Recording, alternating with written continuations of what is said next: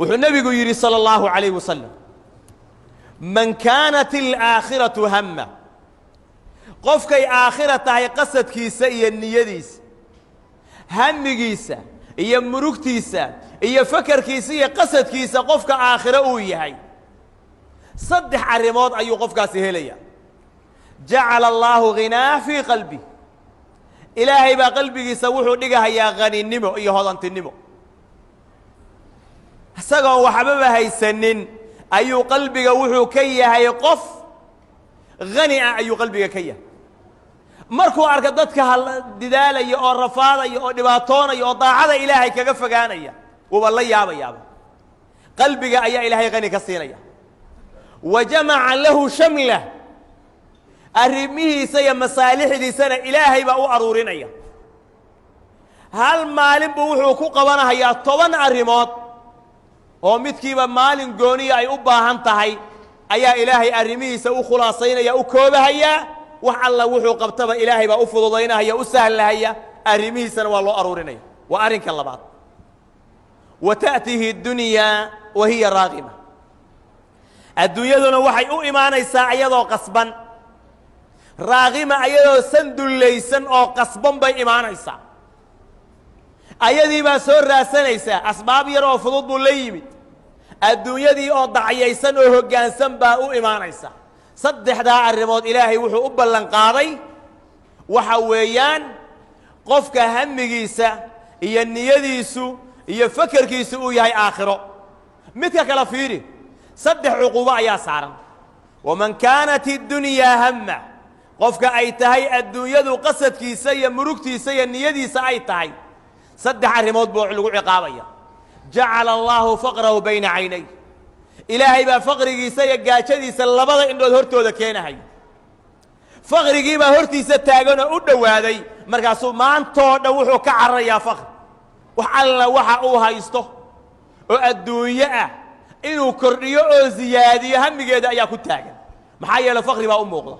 wali meeshuu rabay oo uu isleeyahay gaajo ayaa uga badbaadi lahayd uma gaarin waa raadinaya cuqubadaasi way saarantahay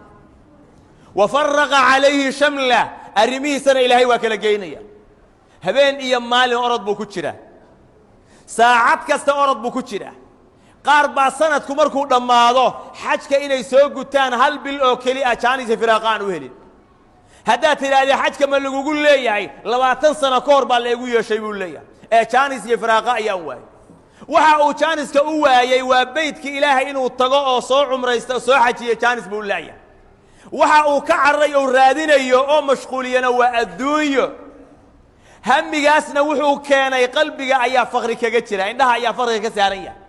arrimihiisina waa kala tageen maalin kasta wuxuu baadi goobaya intaas oo arrimood oo mushkilada ayaa ku furan hal mid oo xalismaysana male mid markay soo dhawaato midii kale ayaa waxa weeyaan iyaduna waqti iyo juhdi kale dheeraad u baahan cuqubadaasi way haysataa ولم يأتيه من الدنيا إلا ما قدر له الدنيا دانا أغا إيمان ميسو إلا وحي اللو قدري موياني والله لو وحكا لك إلهي جهدي قصة أبعيو انت اللو قدري أنبو صحا سلنيا ما تعرفسينكم من هيلكم ولذلك النبي قال صلى الله عليه وسلم حنوشي يا حديث القدسي إلهي بينون نادينيا وحو إلهي إن الله يا ابن آدم آدم إلمه سينا آدمه تفرغ لعبادتي أملأ صدرك غنى ابن آدم وحا أتفرق ذا ووحا ويا فراقه النقطة عبادتي قلبي وحا انكبه حين يا غني النماء ينكوب اللنقاط وأسد فقرك قاتل هذه فقر يا غنى وأن دبولي أنا كاد دبولي عبادتي إذا أتفرق أنا وحن كوب اللنقاط يا قلبي جانا هذا أنت نمر دقه فقر جانا أنكا أو ذا قديس أنكاحر وإلا تفعل هذا ابن آدم وسيدا هذا الصمينين أملأ يديك شغلا قعنا هذا مشغول بانقورتك وقلينية ولم أسد فقرك باهي هذا أنا مد بقولها هبين يا معلم وباهم سبتشت عقوبة ذا صيانة هاي ستر وإن أنا أجانا هدينو دريني رزقيان نلاقري مرنا بيننا النسيجة هاي إلهينا هدان عبادتي سوء تفرغنا إلهي قلبي غني نمت جاي faqrigana ilaahay naga awdayo waa inaan wakhtigeenna qaaliga ah qayb xoog leh aan siinaa inaynu duruusta iyo cilmiga aynu juhdi gelinno oo baranno inaynu jamaacaadka iyo mataqaanaa meelaha khayrka inaynu habeen iyo maalin taagnaanno inaynu waxa aan haysanno khayrka ku bixinno waa inaan arrintaa iyadaa walaalayaal qanaacadaas ay qalbigeennu ay gashaan oo aan ogaana ummu xabiiba radia allaahu canha waa xaaskii nebiga sala allahu calayh wasalam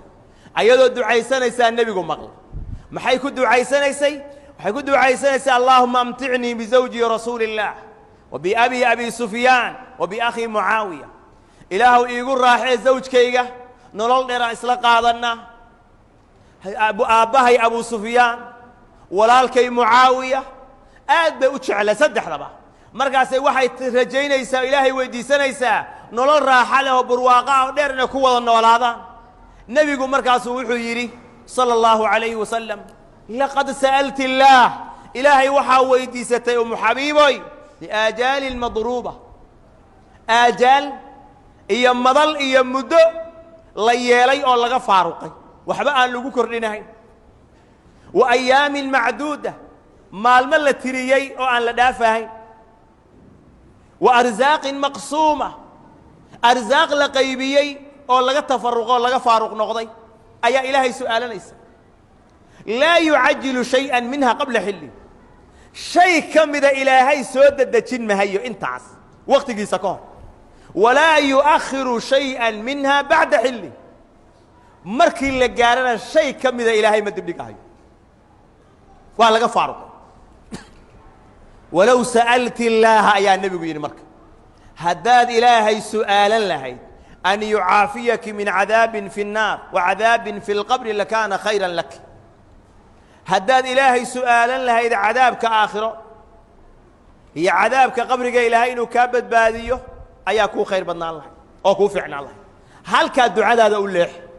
meeshaani meel la joogaya ma ahan meel lagu daahaya ma ahan wax yar baa qofku joogaya waana ka tegahaya hantidaada waa ka tegaysa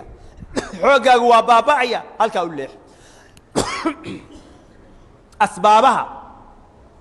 risqiga ilaahay lagu raadiyo waxaa ugu horreeya atawakul cala allah ilaahay tala saaro xooggaaga iyo maalkaaga ha tala saaro ilaahay subxaanahu wa tacaala tala saaro waxaa ka mid ah alistiqaamatu calaa sharci illah sharciga ilaahay oo lagu toosnaado waxaa ka mid ah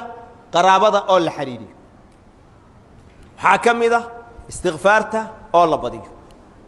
aan ku dadaalno istikfaarta inaan badinno sharciga ilaahay inaan ku dadaalno inaan ku toosnaanno tala saarana ilaahay subxaanahu wa tacaala weydiisanno risqi xalaal ah dariiq xalaala oo wanaagsanna aan ku raadino اللهم ربنا آتنا في الدنيا حسنة وفي الآخرة حسنة وقنا عذاب النار اللهم اغفر للمسلمين والمسلمات والمؤمنين والمؤمنات الأحياء منهم والأموات برحمتك يا أرحم الراحمين اللهم إنا نسألك الهدى والتقى والعفاف والغنى اللهم إنا نسألك الهدى والتقى والعفاف والغنى اللهم أعز الإسلام والمسلمين وأذل الشرك والمشركين دمر أعداءك أعداء الدين يا قوي يا عزيز برحمتك يا أرحم الراحمين صلى اللهم على نبينا محمد وعلى آله وصحبه أجمعين